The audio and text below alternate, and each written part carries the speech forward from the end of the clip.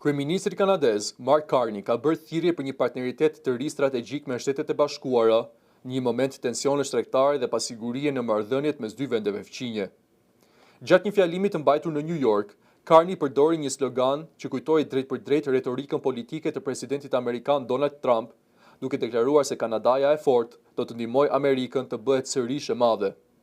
Kryeministri kanadez theksoi se Kanadaja mund të luajë një rol kyç për ekonominë amerikane përmes furnizimit me minerale strategjike dhe burime natyrore si nikeli, bakri, litiumi, kobalti dhe uraniumi.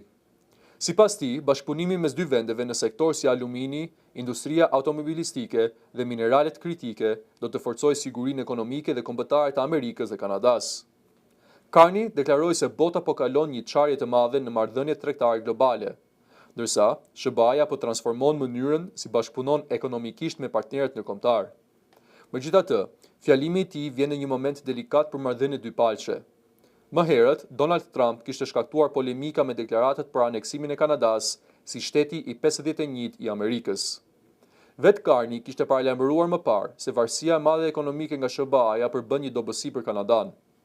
Aktualisht, rreth 70% e eksporteve kanadeze shkojnë drejt tregut amerikan. Për këtë arsye, qeveria kanadeze po përpiqet të diversifikojë ekonominë dhe tregjet ndërkombëtare.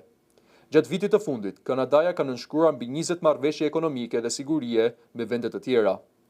Në fjalimin e tij në New York, Carney vlerësoi gjithashtu inovacionin dhe vlerat demokratike amerikane, duke i cilësuar Shtetet e Bashkuara si një nga vendet më dinamike dhe më krijuese në botë.